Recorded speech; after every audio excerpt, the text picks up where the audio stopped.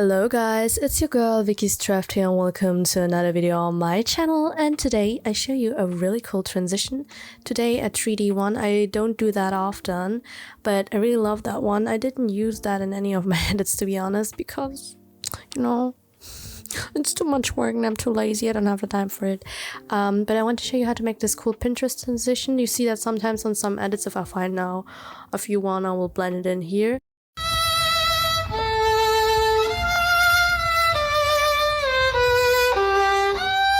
They're really cool. They might look complex, but they're really easy to do, and I'm gonna show you that today. But what do we need? We don't need any plugins, luckily.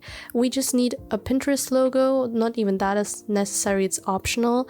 If you want to do that, logo intro on the start, and the Pinterest search bar.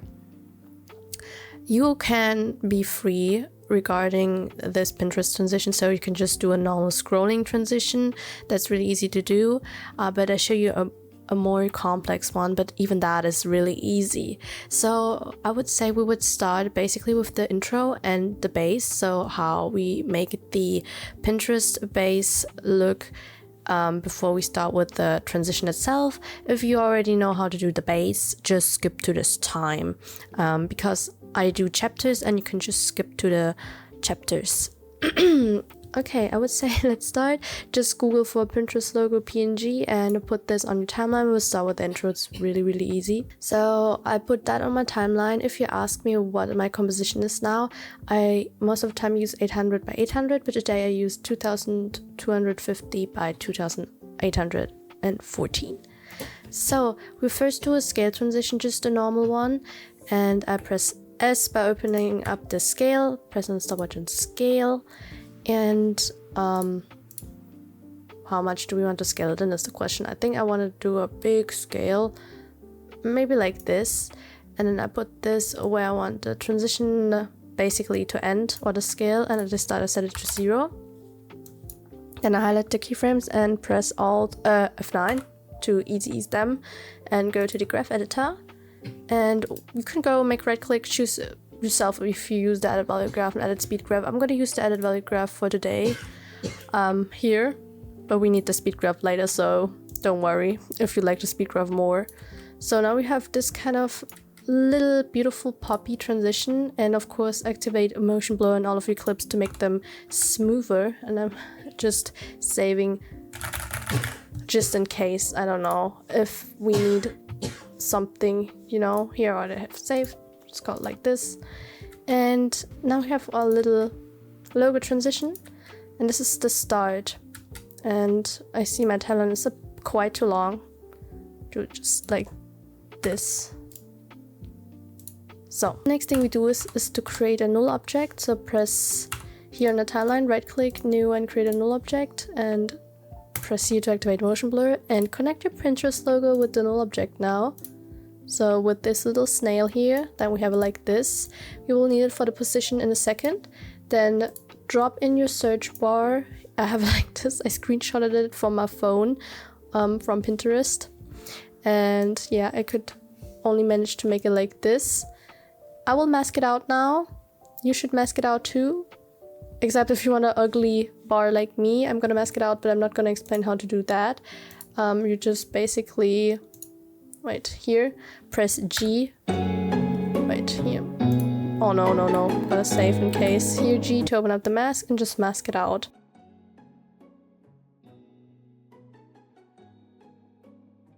I scale it up a little bit by pressing S like this, and now it looks weird now, but it will change in a second. And press P to reposition it and put it a bit under the Pinterest logo. So what we'll do now is to connect our search bar, first activate motion blur and connect that with the null object as well. So what we do is we go to the null object now, press P to mount the position, and we look where the logo is finished, or midway like this here. We press on the stopwatch on position to create a keyframe, and then go forward maybe like here and put the position up until the Pinterest logo disappears. Like this, people, like this, because we don't want the P in our life. Oh, and it already looks good. I didn't have to even change like the search bar. I didn't know I was that kind of a pro. Anyways, it looks like this. I know it looks weird for now, but it will look better. So highlight your keyframes and press F9, go to the graph editor, make a right click, and now we need the speed graph, and we make a middle graph. Middle graphs are really amazing. I love them for animations because here it is fast, then it goes slower here, and then goes fast again. So like this. This looks really good.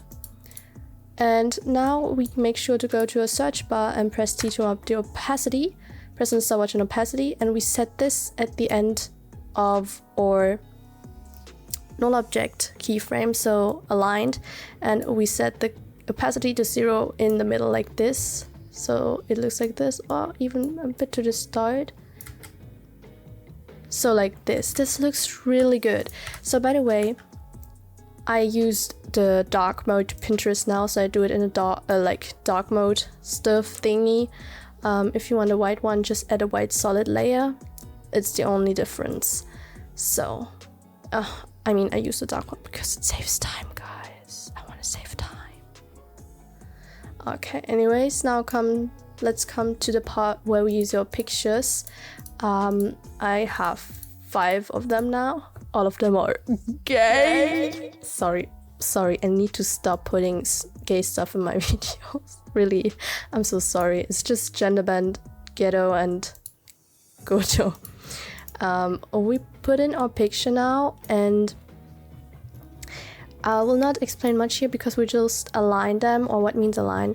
We will position them in our favor, how we preference is through the normal Pinterest layout. If you need inspiration, just look at Pinterest or look at what I'm doing now. I'm gonna skip that part, but you can watch me doing that because it's really not difficult.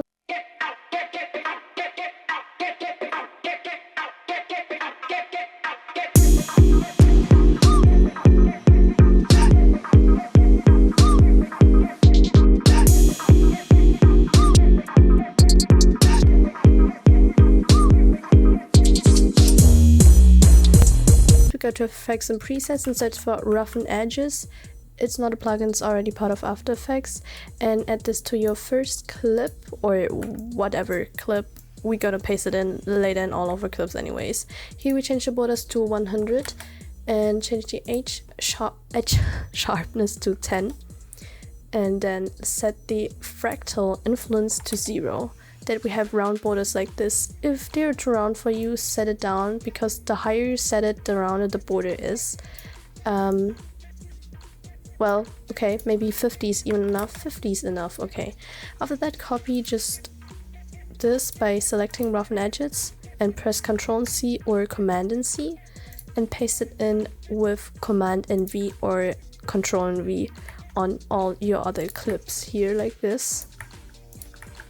Of course, you see I just did it roughly, in a sense of you could add more Pinterest details. Like I think under the Pinterest posts are always like 3 dots and hearts and other stuff like by this and that, I don't know, but I think like this is already enough for me. You can add the details by yourself, you don't need me for this to explain it to you. So just to mention it quickly, all my clips here, pictures, have the same length, so make sure they all have the same length. I mean, it's not necessary, you can reposition it from the time, if you know what I mean, but it's just for me. So now we come to animate our clips.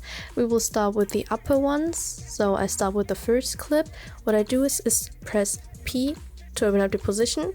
It will basically be the same on everyone, on every clip, so I just explain it for the first 2 of them. Just press on the stopwatch on position and set this a little bit back depending on how long you want the animation to be, because we want to do an animation where the clip comes from the bottom to the top. And like this, don't drag it completely out of clip, so just a little like this, you know. And then I highlight the keyframes, press F9, go to the graph editor, make a right click, edit speed graph, and make sure to make a middle graph, but make a soft one, not a harsh one like this now. Like a really soft one like this. Yeah, this looks good. And don't forget to activate motion blur on all of your clips, by the way. So this is the first one we have. And we basically do the same one on the second one. Press P to empty position. Press here to open up to create a keyframe, and we're gonna align the first keyframe with the clip above. So all the clips will be aligned with the first keyframe. They're all gonna start on the start, if it makes sense. Just at the end, it will be a little bit longer. We will set the last keyframe here. Gonna put that here. So it should be like a staircase, if you know what I mean. And at the start, we're gonna set this down as well. So like this. Maybe we set it farther down, like we have it here, so it looks cool. And then we highlight of keyframes and press F9 and go to the graph editor, and like here as well, we go to the middle here and make a beautiful middle graph, creating those beautiful mountains. Now I know we're gonna add the other stuff in a second. So now with the third clip, it is the same.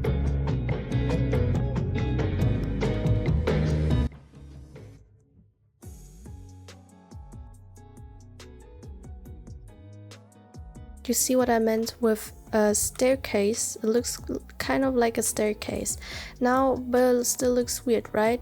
We gotta add our opacity now. For this, we go to the first clip, press Shift and T to open up the opacity without closing our position keyframes. Press and stopwatch on opacity, and we set that last keyframe maybe here and align that with the position, and go to the middle and set it to 0. Or maybe we're gonna set it in the middle like this. I'm sorry, you'll see. So like this. And now what we do, we copy that keyframe, select them with Control C or Command and C, go to the second clip, paste it in. And now we're gonna do the same principle here with a staircase like thingy. We set this a little bit back to have a staircase like this as well. See?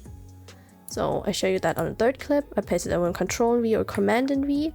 Shift and T to open up the opacity without closing the position keyframes, and you see we shifted a little bit to the right, that we have something like a staircase. And now you can already start it here, so I pull it a little bit back. So now let's move on to our main part, what you came for, guys. I know that you didn't came for, or maybe you came for the couple, I don't know, is the actual 3D animation. So what we do, after activating motion blur in all of your clips, highlight all of your clip and press the Q button, like here, to activate and make it a 3D clip, skip to or what the fuck. Anyways, make a right click on the timeline, new, and create a new null object.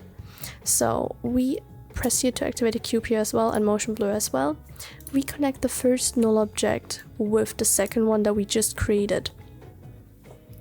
And now listen carefully, all the clips, all the picture Pinterest clips aren't connected to a null object layer yet.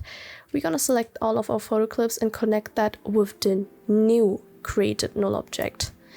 Yes, exactly. So let's just look where we start. Oh, my PC is acting up, I'm scared. I just do half, I'm sorry, my PC cannot handle this. We go and start actually here. We go and press S to open up the scale, Shift and P, and maybe Shift and R to open up Shift, Scale, and rotation, what we might need. If you want it, we press on so much position scale for now, and then go there where we want this. Wait, I want to start this earlier, like here. And then go here maybe. And then I scale it in. Reposition it because I want the first picture. I want this first to be. Nah, let's go with this one. This one is cute. We make this one here. And of course, this you could just do it like this. You don't have to add a rotation like you saw in the preview, but I want to add some definite, so you know. So I used to look, I think I used the Y and X rotation, press and stopwatch on both of them, and then align them with the keyframes here at the start. And then here, gonna play a little bit like this maybe.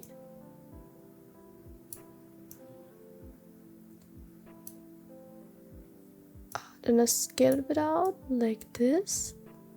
This looks good. And after that, we highlight all of our keyframes and then F9 to easy ease them. And now on every value that we created on the position, scale, Y and X rotation, Z rotation, we're gonna do a middle graph. So basically, yeah, there's nothing difficult. But you see, I did something wrong with the value. See, wait. So don't do the same mistake as me here. And now I'm gonna change it again. Maybe I actually accidentally selected them as well when I changed the value. Oh, I got a sneeze. Oh my god. I almost sneezed them. I apologize. So like, oh, it'll be like this now. So like this should be good. Now it's right, good. Now you can highlight them, F9. And now make a graph editor, that's not difficult. We start with a position, make a soft one, don't make a harsh one. And then we do the same graph on every effect now, or dimension. So I don't need to explain much. So you see we have the first one, but how do we add a following one? So for the following one, it's just the same principle. I go to layer, new, and create a new null object. And activate motion blur and the cube and connect the null object that we used now with the dimensions on it with the newer one. We do basically the same now. I press S, Shift and P, Shift and R to open up every dimension I need. Press on the stopwatch on all of them. And the only difference is we put them with the keyframe a little bit in between the null object under it, or what means in between, near the end maybe, like this. And then we go there and do what we want to do. And now I want to change the position like to the side here. To the, oh my god, that's so beautiful. Scale it up. And I need I press on the stopwatch on all of those rotations. I might need all of them. And then change it like this. Then like this. Ooh.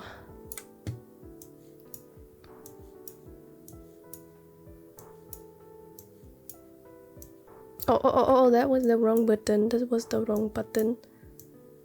Then like this.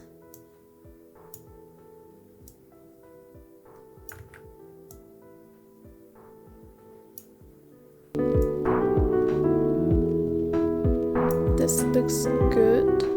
Let's scale it out a bit.